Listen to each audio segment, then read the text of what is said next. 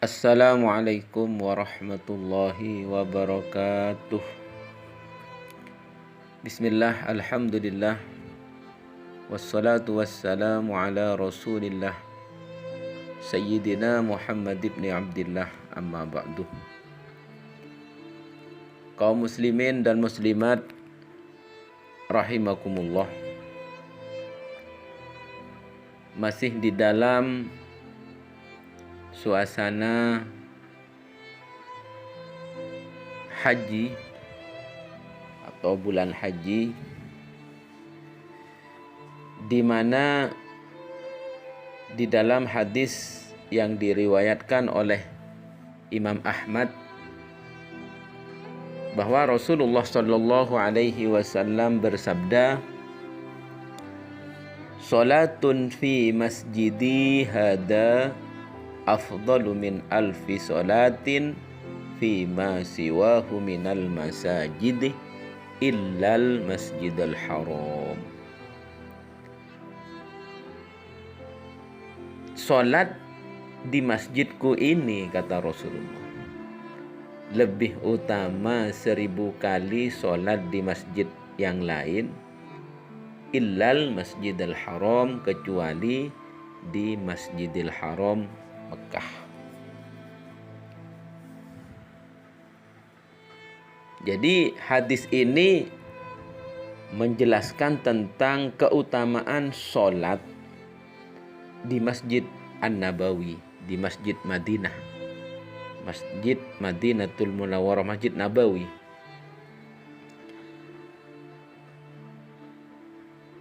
Masjid Nabawi itu masjid yang dibangun oleh Rasulullah Shallallahu Alaihi Wasallam setelah beliau tiba di kota Madinah Al-Munawwarah, yang mana kota Madinah itu awalnya itu bernama Yasrib dan Thayyibah.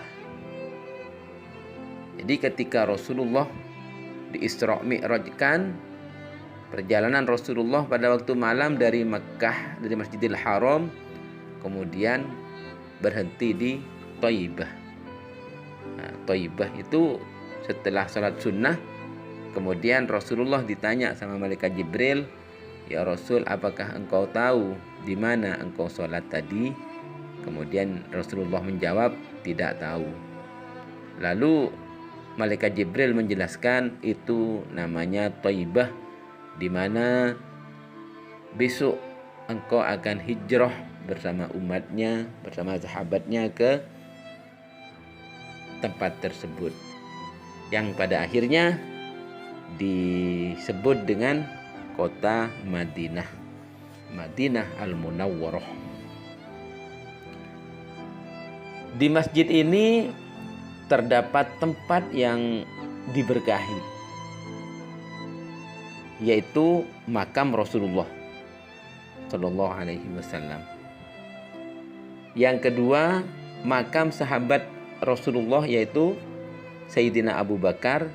Dan yang ketiga, makam sahabat Rasulullah Sayyidina Umar bin Khattab. Jadi khalifah yang pertama dan yang kedua yang ada di dalam Masjid Madinah Al-Munawwarah, di Masjid Nabawi. Kemudian sholat di Masjid An-Nabawi itu lebih utama daripada 1000 sholat di masjid lain, kecuali di Masjidil Haram Mekah. Itu sederajat, sejajar dengan Masjid Nabawi. Maka dari itu, jikalau kita diundang oleh Allah, diberi kesempatan oleh Allah untuk haji atau umroh,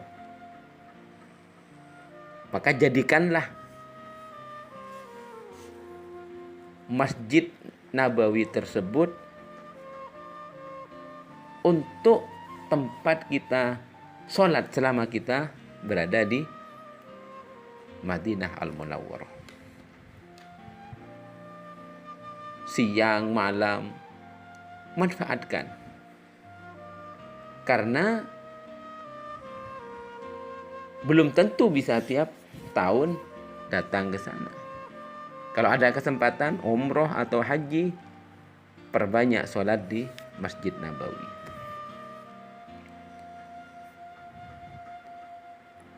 Sholat, kemudian zikir. Yang lebih penting lagi yaitu ziarah ke makam Rasulullah Sallallahu Alaihi Wasallam. Karena orang yang ziarah ke makam Rasulullah, maka Rasulullah tahu bahwa yang ziarah ini siapa.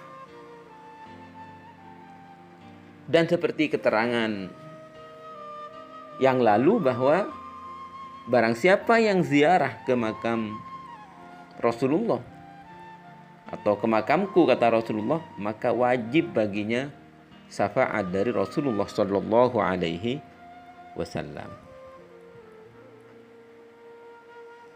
Kemudian di dalam Masjid Nabawi itu ada tempat-tempat yang paling barokah, tempat-tempat yang istijabah, sampai dikatakan raudhah, kebun surga.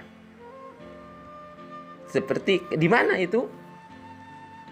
Seperti yang diriwayatkan oleh Imam Bukhari dan Imam Muslim, Rasulullah Shallallahu Alaihi Wasallam bersabda, "Ma baina baiti wa mimbari raudhatun min riyadil jannah."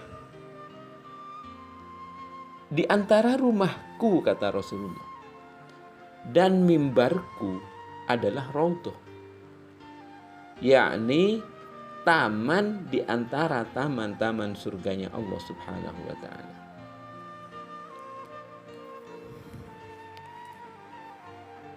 Jadi antara rumahku dan mimbarku, kata Rasulullah. Rumahku yang dimaksud baiti yaitu makam Rasulullah. Makam Rasulullah itu ya dalamnya Rasulullah Sallallahu Alaihi Wasallam. Kemudian mimbarku, kata Rasulullah, itu di sebelahnya ada mimbarnya Rasulullah Sallallahu Alaihi Wasallam. Di mana letak raudhah itu? Kalau kita ke Madinah, ke Masjid Nabawi, karpet yang warna hijau, ada kembang-kembang hijaunya, itu raudhah.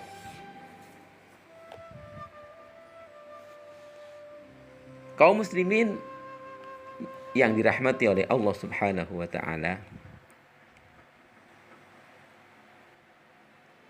hadis ma baina baini baiti wa mimbari raudhatun min riyadil jannah ini menjelaskan tentang keutamaan sebuah tempat di Masjid Nabawi, yang mana tempat tersebut disebut dengan raudhah. Ar-raudhah itu adalah bagian di dalam Masjid Nabawi. Jadi raudhah itu ada di dalam Masjid Nabawi, yang berada di antara mimbarnya Nabi Muhammad dan rumahnya Nabi Muhammad yang sekarang menjadi makam Nabi, sahabat Abu Bakar dan Umar. Dan tempat di antara keduanya itu disebut dengan raudhah, taman di antara taman-taman surga. Para ulama menafsirkan hadis tadi dengan beberapa penafsiran. Yang pertama, di akhirat tempat ini akan dipindahkan ke surga, sehingga betul-betul menjadi taman surga atau taman di surga. Itu yang pertama.